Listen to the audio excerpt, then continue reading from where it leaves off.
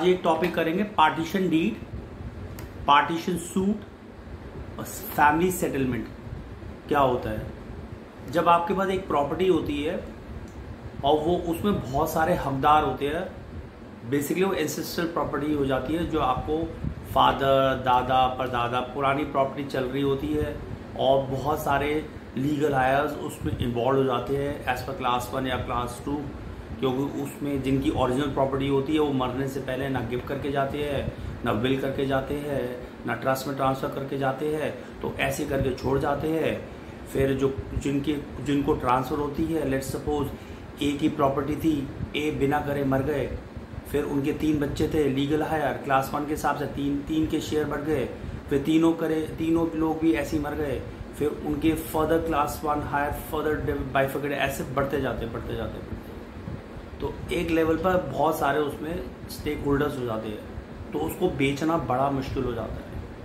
तो अगर जितने भी स्टेक होल्डर्स हैं जिनके भी ऑनर राइट्स इनहेरिट हो जाते हैं, क्योंकि तभी बोलते हैं इसे इनहेरिट प्रॉपर्टी, अपना जनरेट हो जाते हैं on the death of the original honour. तो जैसे ही राइट जनरेट होते हैं तो अगर सबकी कंसर्न होती है तो वो मिलके एक पार्टीशन डीड बना सकते हैं।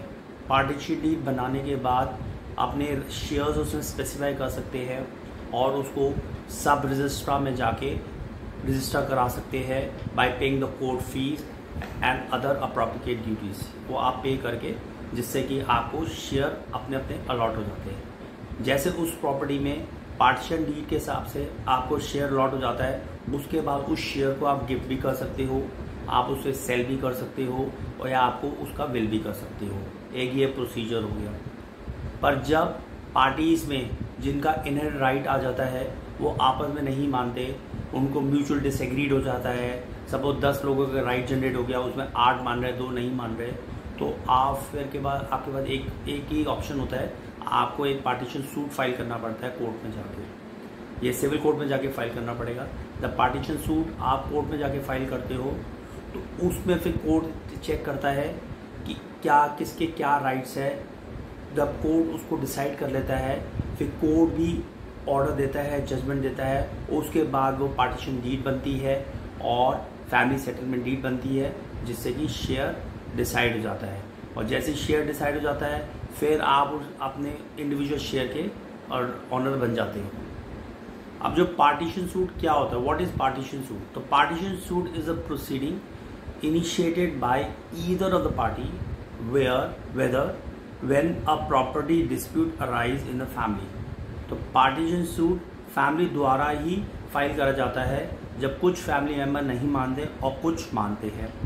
पार्टीशन डीड, पहले पार्टीशन सूट था, अब पार्टीशन डीड है, is an official document created either by the court, by the order of court और through negotiation between the party. तो जब सूट फाइल करते हो उसके बाद कोर्ट पार्टीशन डीड का ऑर्डर देता है, या जब पार्टीज में एग्रीड होती है तो सूट फाइल करने की जरूरत नहीं है, पार्टीशन डीड आप आराम से बना के सब रजिस्टर में जाके रजिस्टर करा सकते हो। So basically it represent the portion of property claim by each of the party. However, in order for the partition deed to be legally valid, the deed has to be registered in the sub registrar office। अब who can file a partition suit? partition suit कौन file कर सकता है? अब partition suit कौन file कर सकता है? कोई भी को ओनर फाइल कर सकता है, जो डिस्प्यूट कर रहे हैं वो कर सकते हैं, जो एग्री कर रहे हैं वो कर सकते हैं, एक भी फाइल कर सकता है पार्टीशन सूट कोर्ट में जाके। प्रोसीजर्स क्या है to file a partition suit? First step before filing a partition suit is to send a legal notice. अगर नोटिस देने के बाद भी कोई रिप्लाई नहीं करते तो आप जाके कोर्ट में सूट को फाइल कर सकते हो। तो ड्राफ्ट द कंप्लेंट, पहले ड्राफ्ट करो complaint in a format prescribe by court. The party filing the complaint is called as plaintiff. तो जो कंप्लेंट फाइल करती है उसे प्लेन स्टिप कहा जाता है और जो दूसरी पार्टी अपोज करी जाती है उसे डिफेंडेंट कहा जाता है। Detail like name of the party, उनकी क्या एड्रेस था, क्या नेचर ऑफ कंप्लेंट है, एफिडेविट भरवाया जाता है, वो सब कुछ उसके साथ फाइल करा जाता है। फिर पावर अटॉर्नी दी जाती है वकील को कि वो हमारे बिहाफ पर केस लड़ सके। फिर कोर्ट की फीस भी पे करी जाती है एज ए केस पे भी। फिर court will proceed only when it find there is a merit in case. तो कोर्ट तभी आगे बढ़ता है, तभी एक्सेप्ट करता है अगर उसे लगता है उसमें कोई दम है। अगर कोर्ट को लगता है उसमें दम है तो कोर्ट आगे बढ़ जाता है। फिर जो अपोजिंग पार्टी होती है on the receive of the notice need to file a written statement, उनको फिर रिटन स्टेट कोर्ट के द्वारा जब नोटिस मिलता है तो उनको WS फाइल करना पड़ता है 30 दिन के अंदर। However the time period can further extend to 90 days if the court permits. Upon receiving the WCS, तो जो कंप्लेनेंट होता है नीड टू ईदर एडमिट और deny the statement made by the defendant. तो मैंने पहले डाली कंप्लेंट, सही है, कोर्ट ने उसको नोटिस भेजा, डिफेंडेंट अपनी रिटन स्टेटमेंट भेजी, फिर मैं उस पर ऑब्जेक्ट कर सकता हूँ defendant. The reply in any form of written document is term as replication. फिर pleadings are completed once replication file by the court. So मैंने कंप्लेंट डाली, उसने रिस्पॉन्ड करा, उसकी रिस्पॉन्ड पर फिर मैंने उसको रिप्लाई करा, तो वो जब हो जाता है तो उस पर कंप्लीट करा जाता है, वो पूरा एक सर्कल चेन कंप्लीट हो जाता है। Therefore, the parties are asked to submit the relevant document to substantive। फिर पार्टी से बोला जाता है कि आप जो बोल रहे हो उसका क्या प्रूफ है, वो प्रूफ आप सबमिट कीजिए। However, the power to reject accept the document is with the court only।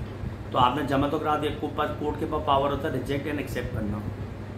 In order to prove their claim, the party also need to produce witness within 15 days from date of framing the issues।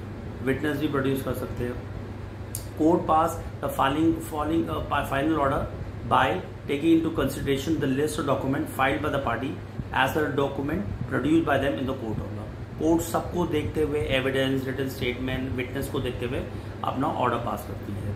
Party can collect a certified copy of final order from the court. क्या क्या documents हमें चाहिए for filing a petition suit? Legal heir की identity proof, certified copy of a title deed of the property including description of the property की valuation कितनी है, birth and resignation proof of the legal hire, death certificate of the original owner in original and resignation certificate of the deceased।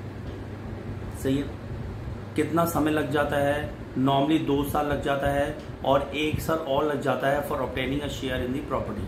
Total 3 साल है, पर ये 3 साल normal है, इससे ज़्यादा आराम से लग जाता है। तो क्या क्या तरीके हैं इंडिया में प्रॉपर्टी को बांटने के लिए अगर वो एंसेस्ट्रल प्रॉपर्टी है? तो या तो पार्टीशन डीड हो, सब कुछ मान जाए, सारे ऑनर्स मानते हैं, आपने लीगल ऑनर आइडेंटिफाई कर दिए, सबकी जायजाबंदी हो गई, तो पार्टीशन डीड बनाओ, सब रजिस्टर जाओ, रजिस्टर करा लो।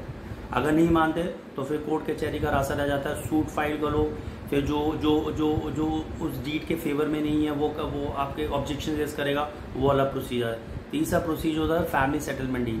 फैमिली सेटलमेंट डीड फैमिली मिलके एक डीड बना देती है, फैमिली सेटलमेंट डीड, जिसकी रजिस्ट्रेशन स्टैम्प ड्यूटी रिक्वायर करने की कोई ज़रूरत नहीं है।